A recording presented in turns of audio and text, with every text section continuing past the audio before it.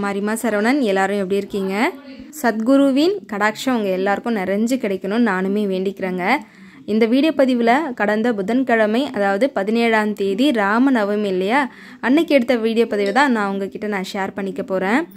அன்னைக்கு ராமநவமி, ராமருடைய பிறந்த நாள், அதே சமயம் பாபாவுடைய பிறந்த நாளும் கூட இல்லை. இன்று காலை ரொம்ப சீக்கிரமாகவே எந்திரிச்சு வாசல் பெருக்கி கோலம் போட்டு அழகாக நீங்கள் என்னை பார்த்துருந்தாவே தெரிஞ்சிருக்கோம். அன்றைக்கி ரொம்ப ஹாப்பியாகவே இருந்தேன்.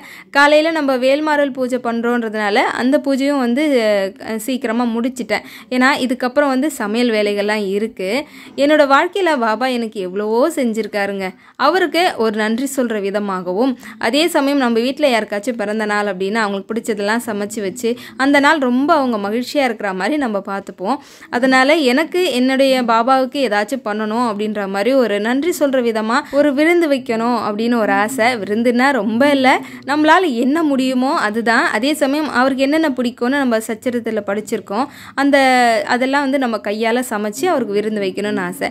சென்ற வருடமும் நான் செஞ்சுருந்தேங்க. அதே போல் இந்த வருடமும் செய்யணும் அப்படின்னு ஆசை. என்கிட்ட துவாரகமாயி பாபாவுடைய ஃபோட்டோ, பெரிய ஃபோட்டோ இருக்குது.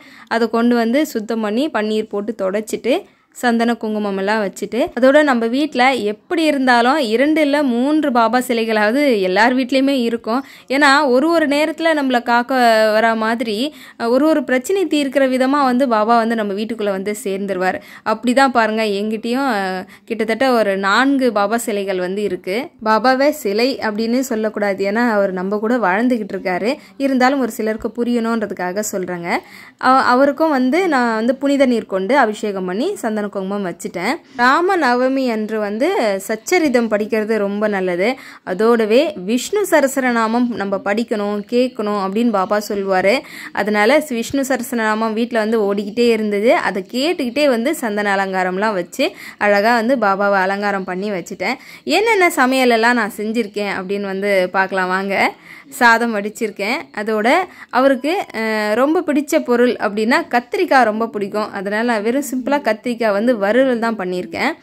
அவரைக்காய் ரொம்ப ரொம்ப பிடிக்கும் அவருக்கு. அதனால் அவரைக்காய், மாங்காய், முருங்கைக்காயெல்லாம் போட்டு சாம்பார் வச்சுட்டு, இதை சீரான்னு சொல்லுவாங்க. நம்ம பாபா கோயிலுக்கெலாம் போனோன்னா கலர் இல்லாத கேசரி தருவாங்க. கொஞ்சம் நெய் அதிகமாக போட்டு பண்ணுவாங்கள்ல, அந்த ஜீரா பண்ணிவிட்டு பால் பாயசம் ராமருக்கும் ரொம்ப விசேஷம் பண்ணுறதுனால பால் பாயசமும் வெங்காயம் போடாத மிளகு வடையும் செஞ்சுட்டேன். அதோட இன்னும் ஸ்பெஷலான என்னென்னா போலி பண்ணியிருந்தேன். அதோட 2 சப்பாத்தி ரொட்டி, அந்த ரொட்டி செய்து சாப்பிட்டே அவர் வாழ்ந்த காலங்கள் உண்டுன்றதுனால அதை பண்ணேன். அதுக்கப்புறம் மாம்பழம்னா பாபாவுக்கு ரொம்ப பிடிக்கும். ஆனால் இப்போ மாம்பழ சீசன் இல்லை, அதனால் மாங்காய் போட்டு பச்சடி மாதிரி பண்ணி வச்சுட்டாங்க. ராமருக்கு படைக்கிறதுக்காக தனியாக தட்டில் பால் பாயசம், சாப்பாடு, சாம்பார், வடை, கேசரி, போலி, அதோட அவர் கத்திரிக்காய் சொஜ்ஜின்னு ஏதோ பண்ணுவாங்க. பட் நமக்கு அதெல்லாம் செய்ய தெரியாது. அதனால் கத்திரிக்காய் வறுவல், பானகம் ரொம்ப ரொம்ப அவசியம் ராமருக்கு வைக்கிறது. அதையும் வச்சு இங்கே பூஜை அறையில் அவருக்கு எங்கள் வீட்டில் ராமர் பட்டாபிஷேக படம் ஒன்று இருக்குது. அதனால அவருக்கு துளசி வச்சுட்டு மஞ்சள் குங்குமம் வச்சுட்டு இங்கேயும் பூஜை அறையிலையும் ரெடி பண்ணி வச்சுட்டேன். அதோட ஆஞ்சநேயர் இல்லாத ராமரை நம்ம பார்க்க முடியாது. அவருக்குமே மஞ்சள் குங்குமம் வச்சு துளசி வச்சுட்டேன். இங்கே நம்ம ஆரத்தி எடுக்கிறதுக்கு முன்னாடி வெளியே பாபாவுக்கும் படையல் வச்சுருவோம் அப்படின்னு சொல்லி எல்லாமே வாழையில போட்டு பரிமாறிட்டாங்க. சமையல் பண்ண ஐட்டம் இல்லாமல் பாபாவுக்கு பால்கோவா ரொம்ப பிடிக்கும். அதனால அது கடையிலேருந்து வாங்கிட்டு வச்சுட்டேன். அதுக்கப்புறம் பாபாவுக்கும் பானகம் வச்சுருந்தேன். அதோட பீடா நம்ம படிச்சிருப்போம் சச்சரத்தில், அதனால் அதுவுமே வாங்கிட்டு வச்சு பழம் ஒன்று இருந்தது வீட்டில், அதையுமே வச்சுட்டு எல்லாமே படைச்சாச்சு. இதுக்கப்புறம் ஆரத்தி எடுக்க வேண்டியது தான்.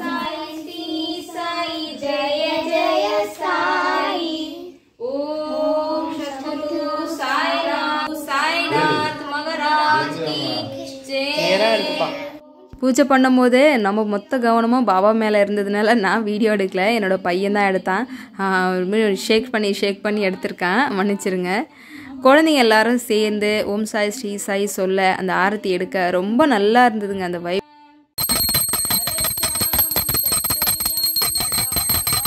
பூஜை ரொம்பவே திருப்தியாக நடந்து முடிஞ்சுதுங்க. கையோட வந்து 6வது அத்தியாயம் படிக்கிறது ரொம்ப நல்லதுன்னு சொல்லியிருந்தேன். ஏன்னா 6வது அத்தியாயத்தில் ராமநவமி எப்படி வந்து ஷீரடியில் கொண்டாடுவாங்க, எப்படி பாபாவுடைய பிறந்த நாளாக அந்த நாளை நான் வந்து தேர்ந்தெடுத்து கொண்டாடுறாங்க அப்படின்ற மாதிரி நமக்கு வந்து அழகாக சொல்லியிருப்பாங்க. அதனால வந்து பாபாவுடைய கை தீண்டல் அந்த அத்தியாயம் ஸ்டார்டிங்கே பார்த்திங்கன்னா அவ்வளோ சூப்பராக இருக்கும் படிக்க. சத்குரு என்றாலே நம் உள்ளம் சாய்பாபாவைத்தான் நினைக்கின்றது. அதை எண்ணும் போதே நம் உள்ளம் சிலிர்க்கின்றது. ஒரு நிமிடம் கண்களை மூடி சத்குருவை நம் கண்ணிற்குள் கொண்டு வரும்போது நம் எதிரே அவர் நிற்பது போலவும் உதி என்னும் அற்புத திருநீரை இடுவது போலவும் அவரின் ஆசைகள் நிறைந்த திருக்கரத்தினை நம் சிரமேல் வைப்பது போலவும் உணர்கிறோம். எவ்வளோ ஒரு மகிழ்ச்சியான ஒரு தருணம் பாருங்க. பூஜை முடித்த உடனே இந்த அத்தியாயம் இந்த வரிகளை படித்ததும் மனசுக்கு ரொம்ப நிறைவாக சந்தோஷமாக இருந்தது. பாபாவே வந்து ஆசீர்வாதம் பண்ணது போல் இருந்ததுங்க. நீங்கள் யாரெல்லாம் இப்படி உணர்ந்தீங்கன்னு சொல்லுங்கள் கமெண்ட்டில். பூஜையெல்லாம் முடிஞ்சதும் அப்புறம் என்னங்க சாப்பாடு தான். இங்கே பாருங்கள், அந்த விளக்கெலாம் கூட நான் குளிர வைக்கல, அதுக்குள்ளே ஃபுல்லாக வந்து எறும்பு படை எடுத்துருச்சு. அப்போவே வந்து பாபா எந்த ரூபத்தினாலும் வந்து சாப்பிடுவார்ல, அதனால் வந்து பாபா வந்து சாப்பிட்டதா நினச்சிக்கிட்டேன். ரொம்பவே திருப்தியாக இருந்தது. குழந்தைங்க நாங்கள் எல்லாருமே சாப்பிட்டோம். நாங்கள் சாப்பிட்டுக்கிட்டு இருக்கும்போதே வந்து பசுமாடு வந்துருச்சுங்க.